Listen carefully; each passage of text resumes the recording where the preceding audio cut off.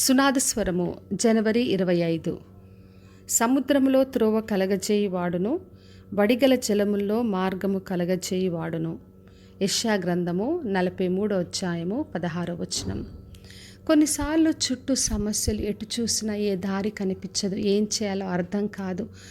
ఎక్కడ చూసినా అన్ని మార్గములు మూసిపోయిన పరిస్థితి, ఆపర్చునిటీస్ ఏవి కనిపించవు, ఏం చేయాలో తెలియని పరిస్థితిలో ఉంటాం. అయితే మన దేవుడు అటువంటి పరిస్థితిలో కూడా త్రోవను కలగజేస్తానని వాగ్దానం చేస్తున్నాడు.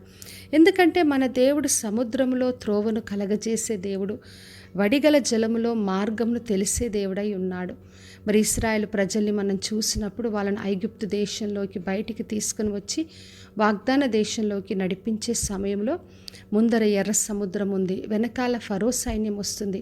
వాళ్ళకి ఏం చేయాలో అర్థం కావట్లేదు, ఎక్కడ దారి లేదు, ఏం చేయాలో తెలియక కేకలు పెడుతూ భయపడుతున్నారు. అప్పుడు దేవుడు మరి వారి కొరకు సముద్రంలో త్రోవను కలగచేసి చక్కగా వారు ఆరిన నేలపైన నడిచి వెళ్ళారు.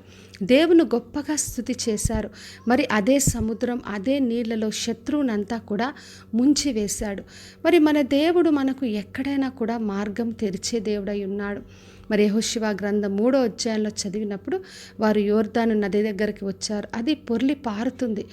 ఆ వడిగా పొర్లి పారుతున్న యోర్దాను నదిలో వాళ్ళు కాలు పెట్టగానే మరి నీళ్ళన్నీ ఏకరాశిగా నిలిచిపోయి వారికి మార్గం ఏర్పరచబడింది. దాంట్లో వాళ్ళు దాటి వెళ్ళారు.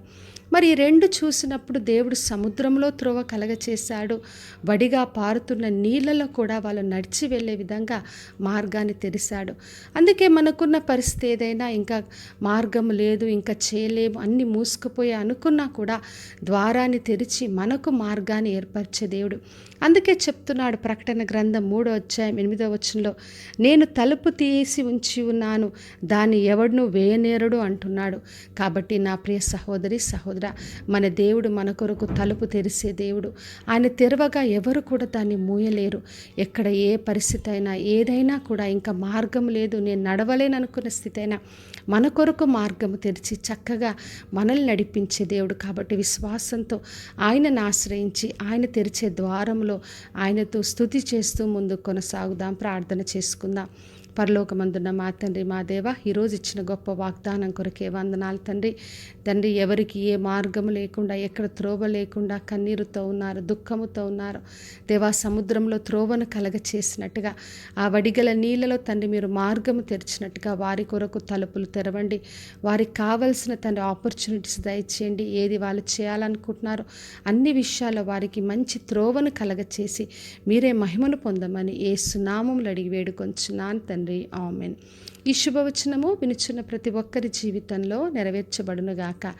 నేను మీ ప్రియ సహోదరి మంజులాచరణ్.